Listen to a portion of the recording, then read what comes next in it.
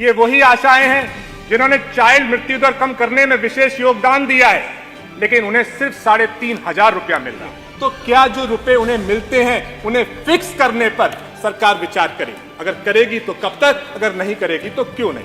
क्या उनको न्यूनतम सरकार 18,000 रुपए प्रतिमाह देने पर विचार करेगी? अगर करेगी तो कब तक, अगर नहीं करेगी तो क्यों नहीं? और सर 19 माह का जो उनका वेतन वो मानदेय बचाए उसको देने पर विचार करेगी, उनको स्कूटी देने पर विचार करेगी या नहीं करेगी? यही मैं सब पूछना चाहता हूँ। मंत्री जी, शायद आप ये समझ नहीं पा रहे हैं कि ये आशा बहनें हीरा है। प्रत्येक सीएससी पे कम से कम आशा बहनों के रुकने का इंतजाम कराते हुए एक एक कमरा आवंटित किया जाए। ऐसी स्थिति में आपने अपने बजट में स्कूटी की बात की है, तो मैं ये भी चाहूंगी कि आशा बहनों की मांग है कि उन्हें स्कूटी दी जाए। 25-26 के बजट में हम इनको 2,000 से 3,000 रुपए करने के लिए हम प्लान बनाए हैं। इसको हम आगे भारत सरकार को 3500 तो पहले ही दे रहे हैं। भारत सरकार को हमने लिखा है। इंजीनियर सचिन, आपको बहुत बहुत धन्यवाद कि आपने स्वास्थ्य विभाग की रीढ़ की हड्डी और स्वास्थ्य उपचार की पहली सीढ़ी आशाओं के हक पर मुझे सवाल लगाने का मौका दिया। ये वही आशा है जो 1.5 लाख से ज्यादा हमारे प्रदेश के गांवों में सेवा देने का काम कर रही हैं। इनका 1.5 लाख से ज्यादा इनके परिवार हैं जो इस प्रदेश में रह रहे हैं। ये वही आशाएं हैं जिन्होंने मातृ मृत्यु दर को कमी लाने में विशेष योगदान दिया। और आदरणीय मंत्री जी ने अपने जवाब में कहा है कि उन्हें मानदेय 3,500 रुपया मिल रहा है। ये वही आशाएं हैं जिन्होंने चाइल्ड मृत्यु दर कम करने में विशेष योगदान दिया है, लेकिन उन्हें सिर्फ 3,500 रुपया मिल रहा है। ये वही आशाएं हैं जिन्होंने परिवार नियोजन को सफल बनाने में विशेष योगदान दिया है और उन्हें सिर्फ 3,500 रुपया मिल रहा है। ये वो नहीं, भूमिका तो बताएंगे। वो तो ये वही आशाएं हैं जिन्होंने टीकाकरण को सफल बनाने में विशेष योगदान दिया है और उन्हें सिर्फ 3,500 रुपया मिल रहा है। ये वही आशाएं हैं जिन्होंने ई कवच अभियान को सफल बनाने में इस प्रदेश में विशेष योगदान दिया है, उन्हें सिर्फ 3,500 रुपए मिल रहा है। ये वही आशाएं हैं जिन्होंने आभा आईडी को सफल बनाने में विशेष योगदान दिया है और मंत्री जी सिर्फ 3,500 रुपए दे रहे हैं। ये वही आशाएं हैं जो हमारे गांव में पहला कांटेक्ट है जब कोई आदमी बीमार पड़ता है। ये वही आशाएं हैं जिन्होंने आयुष्मान कार्ड को सफल बनाने में विशेष योगदान दिया है और मिल रहे हैं सिर्फ 3,500 रुपए। ये वही आशाएं हैं जिन्होंने जननी सुरक्षा योजना को सफल बनाने में विशेष योगदान दिया है और मिल रहे हैं 3,500 रुपए। बाल स्वास्थ्य गारंटी योजना को, टीबी मुक्त योजना को सफल बनाने में विशेष योगदान दिया है, मिल रहे हैं 3,500 रुपए। सचिन को जरूरी थोड़ी है कि 5 मिनट इन आशाओं को 5-5 किलोमीटर सर घूमना पड़ता है, जाना पड़ता है। इन आशाओं को कभी कभार जिले की मीटिंगों में, सीएमओ की मीटिंग में, सीएससी की मीटिंग में अपना पैसा खर्च करके जाना पड़ता है। ये इन आशाओं को सर अपनी जेब से पैसा लगाकर अपने फोन पर ऐप इंटरनेट चलाने के लिए भी पैसा अपनी जेब से खर्च करना पड़ता है। ये आशाएं गांव में 24 घंटे सेवा देने का काम करती हैं। ये आशाओं को कभी कभार अपनी जेब से सर स्टेशनरी भी खरीदनी पड़ती है, फोन खराब हो जाए उसे भी सही करना पड़ता है, और जब बीमार होती हैं तो स्वास्थ्य विभाग में काम करने के बावजूद अपने पैसे से अपना और अपने परिवार का इलाज कराना विषय पर आइए। विषय सर, ये वही आशाएं हैं जिनको अपने ही स्वास्थ्य विभाग में अपने परिवार को इलाज कराने के लिए लाइन पर भी लगना पड़ता है, और जो ड्रेस इनको पहननी पड़ती है, साड़ी की ड्रेस, उसको भी अपने आप ही खरीदना पड़ता है। ये वही आशाएं हैं सर जिन्होंने कोविड काल में विशेष योगदान दिया और 19 माह का उनका जो मानदेय था, जो सरकार ने वादा किया था, वो भी नहीं दिया, सिर्फ 3 माह का दिया। तो मेरा सर, और हम लोग जीरो पॉवर्टी अभियान की भी बात करते हैं सर। प्रश्न पूछ हमारे वित्त मंत्री सर, मेरा सर 3 ही मिनट हुआ है, मैं बहुत अपने समय पे खत्म करूंगा सर। जीरो पॉवर्टी अभियान की भी बात करते हैं सर। हम लोग आदरणीय वित्त मंत्री जी ने वादा किया कि हम बहुत से परिवारों को गरीबी रेखा से ऊपर उठाएंगे, 1.25 लाख रुपए से ज्यादा उनकी इनकम बनाने का काम करेंगे। लेकिन यही आशाएं जब 3,500 रुपया कम पाएंगी तो कैसे जीरो पॉवर्टी लाइन से ऊपर उठकर आएंगी? तो मेरा सर आपसे और आपके माध्यम से आदरणीय मंत्री जी से अनुपूरक है सर, और आदरणीय मंत्री जी से मैं अनुरोध करूंगा सर कि पुरानी बातों को ना लेके आए, और क्योंकि आशाएं जो इस उत्तर प्रदेश की है, मेरे माध्यम से और आपके माध्यम से उनसे जानना चाह रही हैं, और आज इस प्रश्न के उत्तर को सुनने के लिए वो अपने टीवी पर देख रही होंगी, तो मेरा सर अनुपूरक है कि अगर पहली बात सर कि अगर मंत्री जी को लगता है कि 3,500 रुपए सबको मिल रहा है, कि वो भी नहीं मिल रहा है सर, उसके लिए भी उनको कभी कभार धरना देना पड़ता है कि अगर 3,500 रुपए सबको मिल रहा है सर, उसमें कोई कमीशनगिरी नहीं है, कोई रिश्वतखोरी नहीं है, तो क्या जो रुपए उन्हें मिलते हैं उन्हें फिक्स करने पर सरकार विचार करेगी? अगर करेगी तो कब तक, अगर नहीं करेगी तो क्यों नहीं? जीरो पॉवर्टी अभियान को मद्देनजर रखते हुए आशाओं की जिम्मेदारियों को देखकर, उनके परिवारों की देखरेख को देखकर, क्या उनको न्यूनतम सरकार 18,000 रुपए प्रतिमाह देने पर विचार करेगी? अगर करेगी तो कब तक, अगर नहीं करेगी तो क्यों नहीं? तीसरा, क्योंकि वो गांव में बीमारी के सबसे नजदीक होती हैं, जब गांव में कोई बीमारी फैलती है, तो क्या उन्हें लाइफ इंश्योरेंस जो सभी लोगों को कहीं 25 लाख 50 लाख रुपए मिलता है, लाइफ इंश्योरेंस और मेडिकल इंश्योरेंस, क्योंकि उन्हें इलाज कराने के लिए खुद अपने जेब से पैसे देने पड़ते हैं, क्या सरकार उन्हें लाइफ इंश्योरेंस और मेडिकल इंश्योरेंस देने पर विचार करेगी या नहीं करेगी? और सर 19 माह का जो उनका वेतन वो मानदेय बचाए उसको देने पर विचार करेगी या नहीं करेगी? और संगनी जो है सर, उनको स्कूटी देने पर विचार करेगी या नहीं करेगी? यही मैं सब पूछना चाहता हूं। बहुत बहुत धन्यवाद। रेलेवेंट पोर्शन है उसका उत्तर दीजिए। वो सवाल है प्रश्न वही संख्या जो 1 और रेलेवेंट है 2। उसका उत्तर दीजिए। प्रश्न संख्या 1 और 2 दोनों सेम सवाल हैं। मैं अनुरोध करना चाहूंगा कि दोनों को क्लब कर लिया जाए। कौन से? ये कैसे लगे मैं समझ नहीं पाया, मैंने अनुरोध किया था। ये 1 नंबर और 2 नंबर सेम सवाल। 2 नंबर किसका है? डॉक्टर रागिनी, क्या इनका? दोनों सेम है। दूसरा अध्यक्ष जी, मेरा अनुरोध ये है, हम लोगों को 3 बरस काम करते हो गया, तो ये भी इनका भी आ जाए प्रश्न। मैं अनुरोध कर लूं विभाग के बारे में, वर्कर्स के बारे में, उनकी कार्यप्रणाली के बारे में पूरे प्रदेश को पता, विधानसभा सदस्यों को पता, मंत्री को भी पता, आपको भी पता है।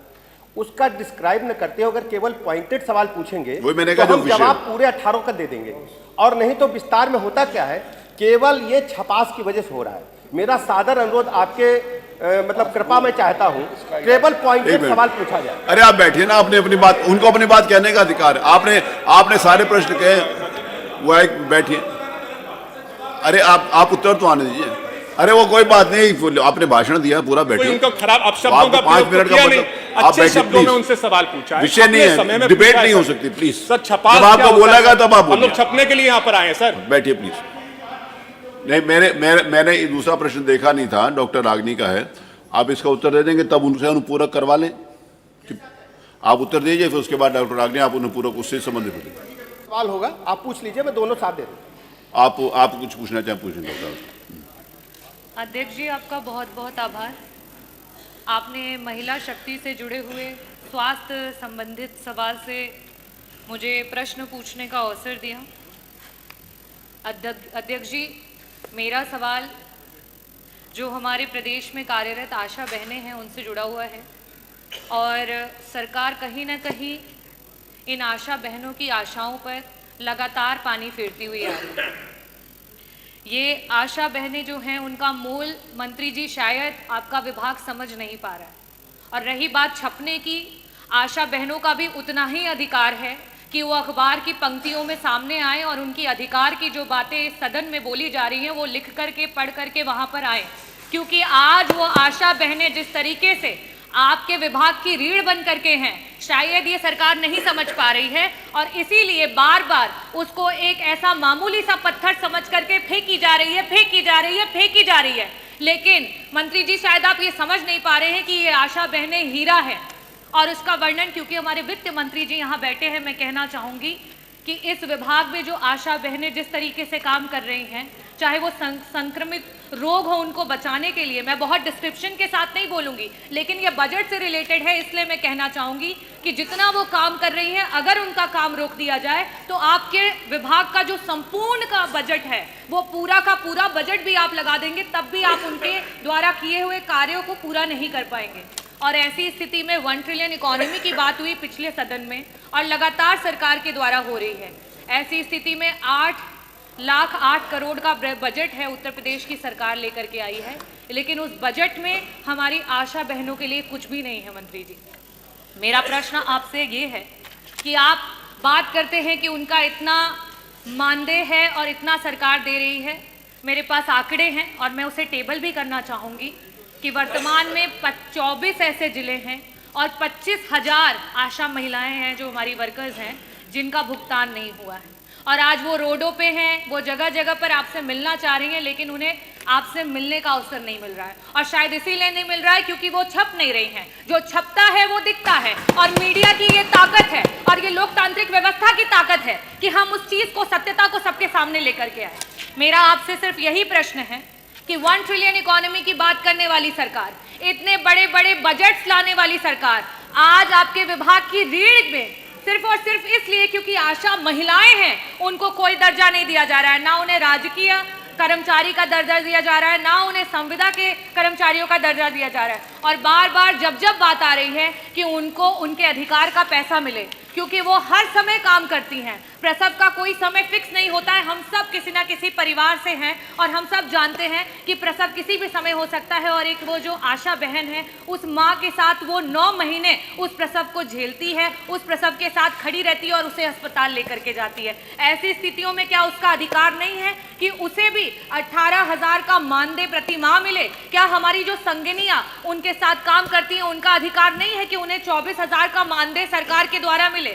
तो मेरा प्रश्न पहला तो मैंने पूछ लिया, साथ ही साथ मैं आपसे अपने अनुपूरक भी पूछ लेती हूँ कि आज अस्पतालों में जब वो महिलाएं प्रसव की महिलाओं को लेकर के, मरीजों को लेकर के पहुंचती हैं, तो वहां उनके रुकने तक का इंतजाम अस्पतालों में नहीं है। इस पूरे के पूरे उत्तर प्रदेश का कोई ऐसा CSC नहीं है जहां आशा बहनों के लिए एक कमरा रखा गया हो कि रात में अगर किसी महिला को प्रसव के समय लेकर के जाएं तो उनको वहां रुकने का इंतजाम हो। ऐसी स्थिति में मेरी दूसरी आशा बहनों की तरफ से सरकार से मांग है कि आपके इतने बड़े बजट में से प्रत्येक CSC पे कम से कम आशा बहनों के रुकने का इंतजाम कराते हुए एक कमरा आवंटित किया जाए। मेरा तीसरा आपसे मांग ये है कि ये जो बहनें दिन रात कड़ी तपस्या कर रही हैं, मेहनत कर रही हैं, सड़कों पे घूम रही हैं, परिवारों को जोड़ रही हैं, जागरूक कर रही हैं, prevention is better than cure, इसकी बात कर रही हैं, क्या इन महिलाओं का अधिकार नहीं है कि उन्हें स्वास्थ्य बीमा और उन्हें जीवन बीमा मिले? क्या सरकार अपने विभाग की इतनी महत्वपूर्ण महिलाओं को ये नहीं दे सकती है? और लास्ट में मैं कहूंगी कि जो यातायात है उनके समय का बहुत ही इंपॉर्टेंस है, क्योंकि उन्हें समय से पहुंचना होता है जब जहां जरूरत होती है। ऐसी स्थिति में आपने अपने बजट में स्कूटी की बात की है, तो मैं ये भी चाहूंगी कि आशा बहनों की मांग है कि उन्हें स्कूटी दी जाए। ये चारों प्रश्न हैं मेरे, और मैं अनुरोध करूंगी कि मंत्री जी दोनों सदस्यों के जो प्रश्न हैं उनके उत्तर दे दें। माननीय मंत्री जी। ये आशा वर्कर हम सबके लिए बहुत ही महत्वपूर्ण है, और उनकी महत्वपूर्ण जिम्मेदारी को देखते हुए हमारी सरकार ने लगातार उनकी उन्नयन के लिए काम किए हैं। आशा योजना भारत सरकार की योजना है और ये वॉलंटरी सर्विस है। स्वैच्छिक सेवा के कारण उनको मानदेय मिलता है, और जो विभिन्न केंद्र प्रदेश की योजनाएं हैं उनको क्रियान्वित करने पर उनको अलग से बोनस भी मिलता है। इस प्रकार हम कह सकते हैं इनको वर्तमान में 6,000 से लेकर के 11,000 रुपये तक, 6,000 रुपये मिनिमम है और 11,000 रुपये मैक्सिमम पेमेंट हमारी सरकार ने मानदेय और जो इनके बोनस हैं अतिरिक्त रूप से जो काम किया उसके आधार पर हमने अभी तक किया है। अभी 16-17 में इनको 2,306 रुपया मिलता था टोटल, अब ये 6 से 11,000 रुपया हो गया है। दूसरा 25-26 के बजट में हम इनको 2,000 से 3,000 रुपए करने के लिए हम प्लान बनाए हैं। इसको हम आगे भारत सरकार को 3500 तो पहले ही दे रहे हैं, भारत सरकार को हमने लिखा है। अच्छा, वो देते हैं। दूसरा क्या है, अभी हमें लगता है माननीय सदस्यों ने पूरा अध्ययन नहीं किया है, सतही जानकारी के तहत सवाल लगाया है। हमारी सरकार ने इनको जीवन बीमा की सुविधा दे रखी है, और ये सुविधा दी जा रही है इनको प्रधानमंत्री जीवन ज्योति योजना के तहत, प्रधानमंत्री सुरक्षा बीमा योजना के तहत इनको हम ऑलरेडी दे रहे हैं, और ये बहुत लंबे समय से लागू है। इनको हम स्मार्टफोन भी एक दिए हैं। माननीय सदस्य ने चार्ज के बारे में कहा, उसका रिचार्ज के लिए हम 99 रुपये और 250 रुपये उनको प्रतिमाह देते हैं, रिचार्ज के लिए देते हैं, मोबाइल फोन भी दिया है। दूसरी सबसे बड़ी बात इन्होंने उठाई कि इनको बड़ी चिंता है। सर, लोकतंत्र में कभी काम करने का अवसर इनको भी मिला है, और आज हमें मिल रहा है। हम लोगों ने इनके मानदेय को लगातार बढ़ाने का काम किया है और 2018 में 1000 रुपया था, इसको 2000 रुपया अपनी सरकार ने किया, भारतीय जनता पार्टी की योगी जी की सरकार ने किया है। इसके अलावा अगर एक जियो हमारे समाजवादी साथी सुनना चाहें, 4 मार्च 2014 को समाजवादी पार्टी की सरकार थी, इनके भैया यहां बैठते थे, एक जियो किए थे, उसके 9वें नंबर पॉइंट पर कहे हैं कोई नियत वेतन आशा को हम नहीं देंगे, ये जियो में कहा है। और दूसरा कहा है कोई मानदेय भी नहीं मिलेगा। मेरा ये कहना है, ये कोई ऐसी बात नहीं है, ये हमारी सरकार की प्रतिबद्धता आशा वर्कर के साथ साथ उत्तर प्रदेश के एक एक कर्मचारियों के हित के लिए। आशा वर्कर हमारे स्वास्थ्य विभाग की रीढ़ की हड्डी, मैं स्वयं इनके संपर्क में रहता हूं। एक और सूचना दे दूं, मुझे अच्छी तरह याद है, इनके भैया यहां बैठते थे, आशा वर्कर ने प्रदर्शन किया था, हजरतगंज कोतवाली में मुकदमा दर्ज हुआ था, जो आशा वर्करों की अध्यक्ष प्रदेश की, उसका मुकदमा पिछली सरकार में न्याय मंत्री रहते हुए मैंने वापस लिया था। ये वही हमारे समाजवादी साथी हैं। इसलिए माननीय अध्यक्ष जी, हम पूरी तरह से प्रतिबद्ध हैं, अपने आशा वर्कर के साथ साथ प्रदेश के एक एक कर्मचारियों के हितों की चिंता करना हमारे सरकार का प्रथम दायित्व है। कर्मचारी हमारी रीढ़ की हड्डी हैं, उनके सुख और दुख में हम हमेशा खड़े रहेंगे, इसमें कोई शक की गुंजाइश नहीं है।